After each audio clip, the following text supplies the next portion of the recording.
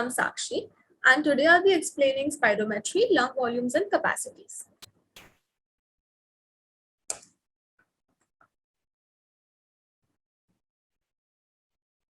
Spirometry is the most common type of pulmonary function test that we are performing on patients, and it is helpful in assessing breathing patterns that identify conditions like asthma, pulmonary fibrosis, cystic fibrosis, and COPD.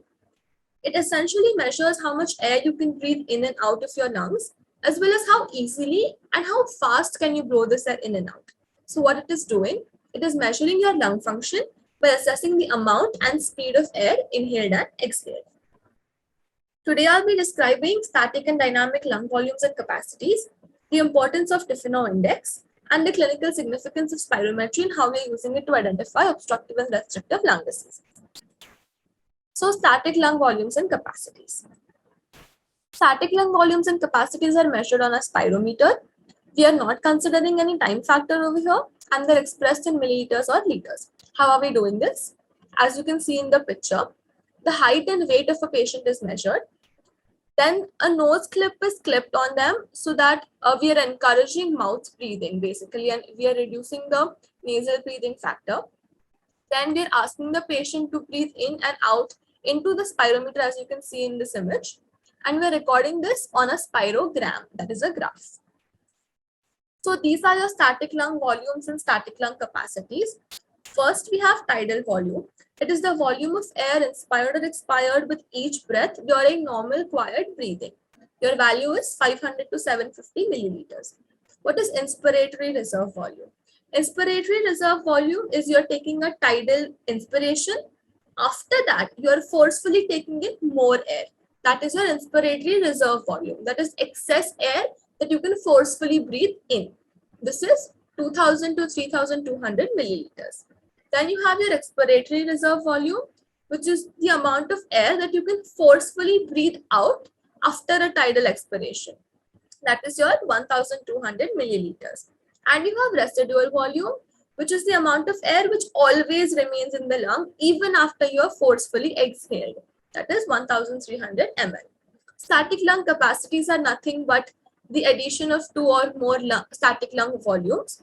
First, we have inspiratory capacity, which is your tidal volume plus inspiratory reserve volume, which is your normal breathing in and out plus your extra inspiratory effort, which is 3500 ml.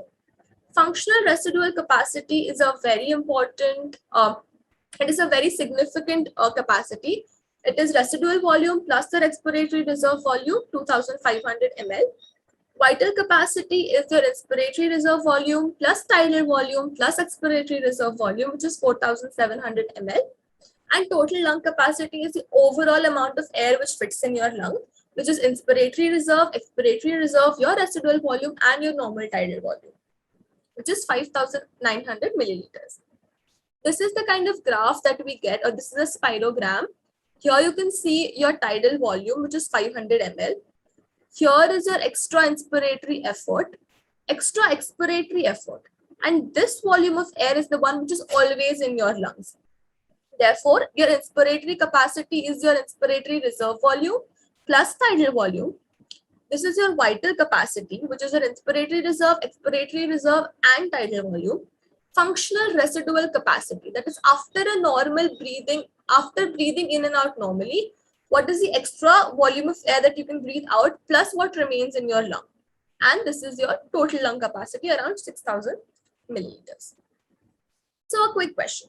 Which lung volumes and capacities can we not measure by spirometry? The answer is residual volume and therefore FRC and TLC. If you observed the spirometer, we are breathing air in and out of the spirometer and then recording things. Residual volume is the volume of air which is never breathed out. Therefore, we cannot measure it through spirometry. And since FRC and TLC have residual volume in their formulae, we cannot measure these three by spirometry. So how do we measure these? We measure this using helium dilution technique, nitrogen washout technique, and body plethysmography. I would like to describe FRC in a little more detail because FRC is increased or decreased in certain pathological and physiological conditions. Increase in functional residual capacity is seen in conditions which cause hyperinflation of lungs. So what kind of conditions cause hyperinflation of lungs? Pathologically, it could be bronchial asthma, it could be emphysema, or it could be physiologically due to old age. A decrease in your functional residual capacity is seen physiologically when you're in a supine position or if you're obese. Pathologically, a decrease in FRC is always observed in restrictive lung diseases. Now we'll talk about dynamic lung volumes and capacities.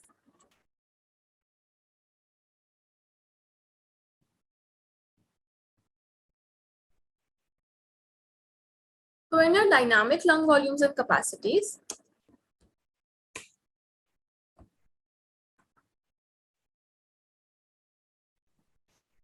they are measured using spirometry, but they are recorded not using a spirogram, but with flow volume loops.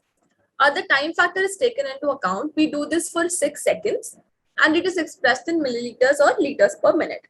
The subject is asked to inspire air maximally and exhale as hard as he can into a spirometer.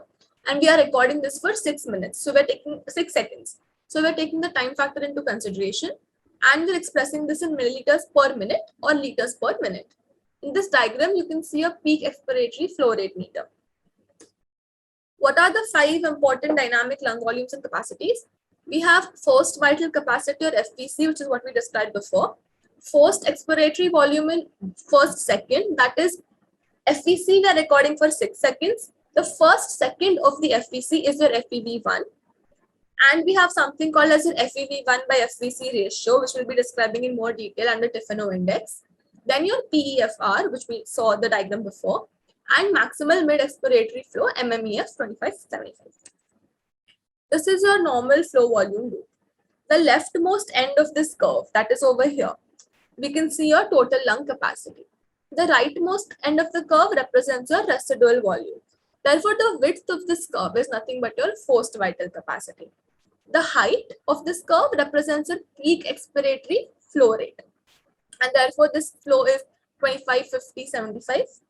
It is the part of the curve from the total lung function, that is FPEF. The effort dependent part of the curve, and there is an effort independent part of this curve. This is expiration and this is inspiration. So what is Tifano index? FEV1 by FVC ratio is nothing but your Tifano index. Under normal conditions, it is 0.7 or greater than 0.7. In obstructive lung diseases, what happens is your FEV1 drops more than your FVC. Therefore, this ratio decreases. In restrictive lung diseases, if the drop in both these values is proportional, the ratio may remain normal, but it generally tends to increase because FVC drops more than FEV1. So what is the clinical significance of these flow volume loops? Flow volume loops help you to identify different patterns and in different kinds of diseases. These are obstructive lung diseases, restrictive lung diseases, variable extrathoracic obstruction, variable intrathoracic obstruction, and fixed upper airway obstruction. So what is your obstructive lung disease? Examples of obstructive lung diseases are emphysema, bronchial asthma. You can see here that the height of the curve is greatly reduced. That means your PEF is much lesser than you have predicted. Also, you can see that FVC is decreased. That means the width of the curve is decreased. And you have a decreased FEV1, because of which you have a decreased FEV1 by FVC ratio. Now, what is a dog leg appearance? If you can see this, it looks like a dog leg. Why are we seeing a dog leg appearance? Is because the descending part of expiration, which is an effort independent part of the curve, is predominantly affected. That means it is concave because of airflow limitation in smaller airways, and hence you can see this dog leg appearance. Restrictive lung diseases are pulmonary fibrosis, cystic fibrosis, etc. If you see this loop, it looks like a normal loop, but it looks like a smaller normal loop, and that is the characteristic feature of a restrictive lung disease. PEF is decreased, FVC is decreased. The ratio may be normal or high. It may be normal if both FEV1 and FVC decrease in the same proportionality, or it may be increased because FVC is decreased a lot. and your overall total lung capacity is also reduced. Before going into variable and fixed, I'd like to explain what variable and fixed means. The term variable means that the obstruction comes and goes during inspiration and expiration, whereas fixed means the obstruction is irrespective of your inspiratory and expiratory effort. So there are three types of upper airway obstructions as we discussed before: variable extrathoracic, variable interthoracic, and fixed upper airway. So what is variable extrathoracic obstruction? In variable extrathoracic obstruction, the airway obstruction takes place mainly during inspiration. Therefore, the inspiratory flow volume curve is mainly affected. So you can see that it has decreased from down. This is because airway obstruction takes place mainly during inspiration because the pressure inside the upper airways decreases below atmospheric pressure during inspiration. And this is seen during obstructive sleep apnea, tumors, and enlarged lymph nodes. Variable intrathoracic obstruction. Here the expiratory component of the FV loop is deformed, so the upper part is small. Airway obstruction takes place during expiration. This is because intrathoracic airways are compressed by the increased intrathoracic pressure during expiration, and conditions which causes obstruction are tracheomalacia and tracheal tumors. Fixed upper airway obstruction independent of inspiration or expiration, both the curves are decreased. Both inspiratory and expiratory peak flows are decreased, and this is caused due to foreign body obstruction. So we have discussed static and dynamic lung volume, static and dynamic lung capacities, the significance of Tikhonov index, how it is decreasing and increasing in obstructive and restrictive diseases, and the clinical significance of FV loop in obstructive and restrictive lung diseases. These are very important topics for university as well as entrance exams, and I hope I've made your task of studying or even revising these topics slightly easier. Wishing you luck. Thank you.